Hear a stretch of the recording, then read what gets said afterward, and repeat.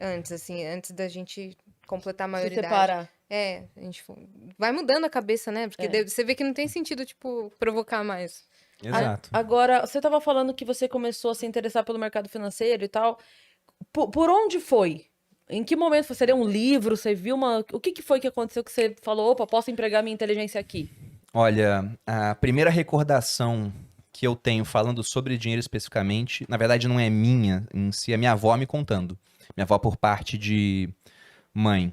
Porque os meus pais separaram, eu tinha uns 10 para 11 anos, aí eu saí de Taubaté, que era onde eu morava, e fui pro Rio de Janeiro. E minha mãe tinha que trabalhar, eu ficava com meus avós durante o dia.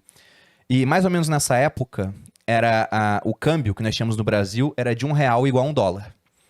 E no ano seguinte, praticamente da noite pro dia, nós chegamos a um câmbio de $1 comprando R$ 2. E eu vi um monte de notícia de jogador de basquete que ganhava em dólar e agora tinha um dobro do dinheiro em comparação com o que ele tinha antes, né? Aqui no Brasil. E a minha avó falou que eu comecei a fazer conta assim: quando eu for adulto, eu vou ter tantos dólares, vou ter tanto não sei o quê. E ela, Bruno, nossa moeda é o real. Eu falava, não, vó, mas o dólar vale mais. Então eu já falava isso. Que a sua Nem moeda ia entendia ser o direito. dólar. Não entendi, eu só sabia que o dólar valia mais. Então eu comecei a fazer conta em dólar quando eu era mais novo. E depois, passando um tempo, quando eu já estava na adolescência, eu não vim de uma família pobre, mas não é uma família rica, era uma família de classe média. Então nunca faltou nada, mas também não sobrava muita coisa. E eu falava, poxa, eu não quero passar pelos perrengues que eu via minha mãe passando, porque não faltava nada, só que tinha dívida, tinha pagamento de juros, tinha estresse por conta de dinheiro. E estresse que às vezes afetava a relação da minha família, né, dos entes Que familiares. afeta de fato. Não tem Afeta, como, pô, não tem afeta. Se a gente for Não era buscar... confortável, não sobrava. Não era. Se a gente for buscar até causas de separação entre casais, essa é uma pesquisa americana e já tem tempo, mas eu acredito que se fosse replicar aqui no Brasil seria muito parecido. Você via que a separação, o segundo maior motivo era problema financeiro. Só perdia para infidelidade conjugal feminina, porque a masculina ficava atrás ainda. Sim. Era a terceira. Sim. Então passava dessa parte, ficava lá no meio, era uma das causas maiores disso, né? Talvez até o casamento dos meus pais tenha acabado, entre outras coisas, por conta disso. Porque quando eles terminaram o casamento, estavam muito, mas muito endividados, né? Para valores da época, era uma dívida do tamanho de um imóvel, porque era uma dívida de R$ 40 mil. Dava para comprar um pequeno imóvel. E eles eram, apesar do meu pai ser uma pessoa super inteligente, a minha mãe também, eles tinham um perfil onde o meu pai era desligado com relação a dinheiro, não ligava muito, e a minha mãe gastava de maneira descontrolada. Então aquilo gerou um acúmulo de dívida, gerou estresse entre eles. Então foi mais uma gota d'água dentro de um copo que tinha outros motivos também para estar cheio. Mas eu vi aquilo, pô. Meu pai com dívida, minha mãe com dívida. Os meus avós, para eles era normal ter dívida, mas era uma dívida mais tranquila, era um empréstimo consignado. Mas ninguém investia. Eu falava, poxa, por que ninguém investe, né? Então eu comecei a falar que com o meu primeiro salário eu iria fazer investimento. Eu não sabia no quê, né? Eu sabia que existia renda fixa, que tinha ações e bolsa de valores, mas não sabia como funcionava. E eu fiz isso mesmo. Com 17 anos, quando eu passei a ganhar R$ 400, eu peguei R$ 100 para fazer meu primeiro investimento. E era até engraçado que eu falava com a minha irmã, meu primeiro salário eu vou investir. Mas também falava, com o primeiro salário eu vou comprar um notebook. Com o primeiro salário eu vou comprar um tênis. Eu vou te dar um presente. Você vai ganhar quanto, né? 10 mil de primeiro salário? E acabou que, entre todas as coisas que eu fiz, o investimento estava lá. Eu investi R$ 100. Aonde? Né? Por critérios muito interessantes até. Foi no extinto Banco Real que o Santander comprou. Porque no Exército, quando você entrava, você tinha que escolher um banco para receber o salário. Tinha duas opções na época. Era o Banco do Brasil e era o Banco Real. E aí cada banco dava uma palestra para mostrar por que ele era melhor. É na palestra do Banco do Brasil e o pessoal concursado do banco, né?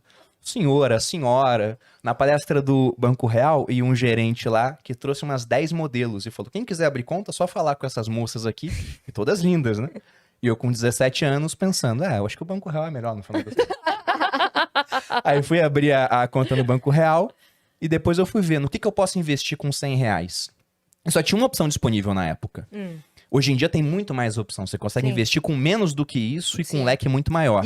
E muito tempo depois, né? Porque assim, os R$ 100 que você investiu lá em 2006, foi isso? Foi em 2006. R$ 100 lá de 2006 já não seria mais R$ 100 hoje. Não, Então, você mudou imagina- radicalmente. Pra comparar, você teria que ser uns, sei lá, Não, dá pra gente ver depois uma uns calculadora de R$ 800 inflação. hoje, seria? Olha, se a gente for Se a gente pegar desde 94 pra agora, o poder de compra dos R$100 hoje equivalem a R$14. Uhum. Então, enquanto para você comprar a mesma coisa que você comprava lá em 94 então, com o dinheiro de hoje... 700, 800 reais. Uns 1.000. É, quase uns 700. Seria então isso, minha mais conta ou não foi menos. tão ruim assim. Não passei tanta vergonha. Não, sua Mas conta tá bom, foi boa. uns 700 reais. Então, se você imaginar que pra pessoa hoje começar com o que o Bruno lá de 2006 começou, que era com R$6, hoje equivaleria a 700. Mas hoje a pessoa consegue começar com, sei lá, 5% disso. Com R$1. É. Dá pra começar com R$1 hoje. Tem banco que aceita investimento a partir de R$1. Sim. Logicamente, o que isso vai mudar na sua vida em termos práticos? Nada. Uhum. Né? Você Ele vai fica ganhar... rendendo uns centavinhos lá. Tu vai ganhar 9 centavos no Sim, final de sim, um ano, vamos colocar assim. Então não muda nada. Eu já fiz isso daí. Isso Só que daí é- de R$1, R$2 pra fazer teste. Pois e fica é. lá, gerando 8 centavos, 7 centavos. Mas é bom porque muda a chave na cabeça Sim. da pessoa. Foi o que aconteceu comigo. R$100, apesar de ser muito mais dinheiro naquela época do que é hoje em dia, também não iria alterar a minha vida. Só que depois de 2 meses, os R$100, eles foram investidos em um fundo que pegava empresas que tinham preocupação ambiental, né, uma parte mais social. Então era um precursor de uma tendência que existe hoje que chamam de ESG. Uma tendência de preocupação com o ambiente, né, environmental, social, a parte social e de governance. E aí, naquela época, tudo subia na bolsa. De 2000 a mais ou menos 2007, a nossa bolsa subiu muito. Então, em 2 meses, eu tinha ganho 40%. Os R$100 tinham virado 140. Uhum. Isso mudou a minha vida em termos práticos? Não, mas eu comecei a fazer conta de juros, né? Eu Sim, falei, nossa, se em 2 meses eu ganhei tanto, em um ano eu vou ganhar tanto, se eu botar Sim. mais Se eu R$100... botasse tanto... quanto aí é eu que já me ia vi, eu ganhar? falei, nesse ritmo, em 10 anos, eu tô na capa da Veja, assim, de braço cruzado, né? Como milionário. Sim. Só que, lógico que não foi assim. O fundo subiu, depois ele caiu. Em 2008 veio uma grande crise. Mas depois que eu vi que dava pra fazer isso, eu falei, tem que estudar mais sobre isso. Porque não tem como prever. Não tem como prever. É. Pra ver, né, onde que isso vai dar, as outras opções que existem. Então, nessa parte, eu já comecei a querer me aprofundar bastante em educação financeira. Uhum. Essa parte de investimentos. Mas esse é o tipo